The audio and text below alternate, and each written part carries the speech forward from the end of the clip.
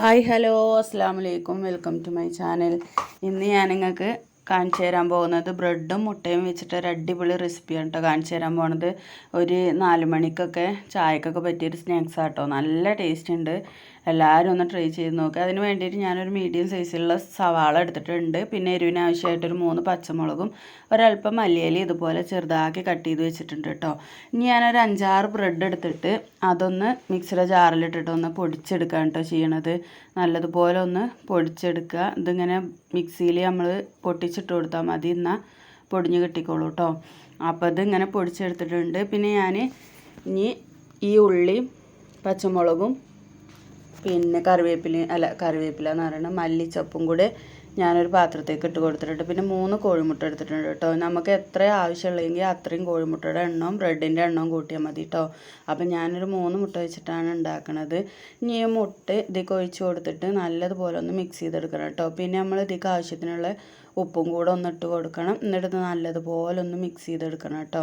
ഈ ഉള്ളിയും പച്ചമുളകും മല്ലിയിലൊക്കെ ഒന്നതിൽ നല്ലതുപോലെ മിക്സ് ചെയ്തിട്ട് പിന്നെ നമ്മൾ ഉപ്പിട്ട് കൊടുത്തിട്ട് ഒന്ന് ഇളക്കി കൊടുത്തിട്ട് പിന്നെ ഇതിലേക്ക് നമ്മൾ ഇട്ട് കൊടുക്കേണ്ടത് ഉണക്കമുളകിൻ്റെ പൊടിയില്ലേ, നമ്മളൊന്ന് ചതച്ചെടുത്തത് അതാണ് ഇട്ട് കൊടുക്കേണ്ടത്.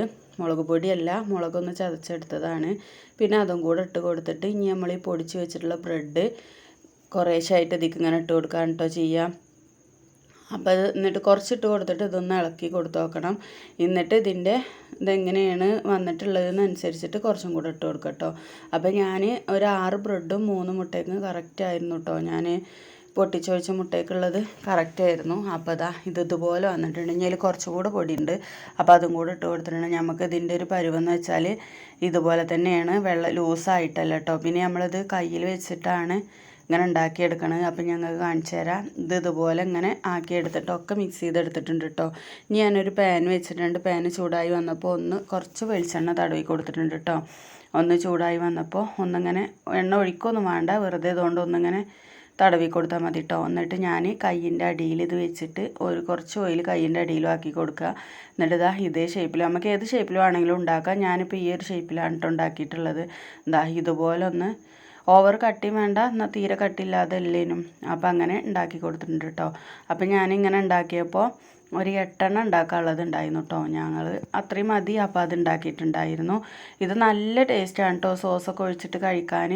അപ്പോൾ കുട്ടികൾക്കൊക്കെ ഇഷ്ടപ്പെടും. ഇനി കുട്ടികൾക്ക് കൊടുക്കുമ്പോൾ മുളക് വേണ്ടാന്നുണ്ടെങ്കിൽ ക്യാപ്സിക്കം ഉണ്ടെങ്കിൽ അത് വെച്ചിട്ട് ഉണ്ടാക്കി കൊടുത്താലും മതി. എന്നാൽ പിന്നെ എരിവൊന്നും ഉണ്ടാവില്ലല്ലോ.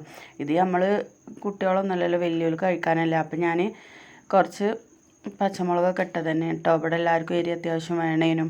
അപ്പോൾ കുറച്ച് പച്ചമുളകൊക്കെ ഇട്ട് കൊടുത്തു. പിന്നെ ഒന്ന് ഇട്ട് മൂടി വെച്ച് വേവിച്ചെടുത്തിട്ടുണ്ട് കേട്ടോ.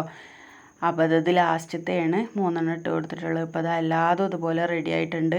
ഇനി ഞങ്ങളിത് സോസൊക്കെ ഒഴിച്ചിട്ടൊന്ന് കഴിച്ച് നോക്കട്ടെ കേട്ടോ. അപ്പം എൻ്റെ മക്കളൊക്കെ നല്ല ടേസ്റ്റ് ഉണ്ട് എന്ന് പറഞ്ഞു. അപ്പോൾ എല്ലാവരും ഇത് ട്രൈ ചെയ്ത് നോക്കണം. ബ്രെഡും മുട്ടയൊക്കെ നമ്മൾ വീട്ടിൽ എപ്പോഴും ഉണ്ടാവുമല്ലോ. അപ്പോൾ വീഡിയോ ഇത്രേ ഉള്ളൂ. ഇഷ്ടമായി ലൈക്ക് ചെയ്യാനും ഷെയർ ചെയ്യാനും കമൻറ്റ് ചെയ്യാനും സബ്സ്ക്രൈബ് ചെയ്യാനും മറക്കരുത്. താങ്ക്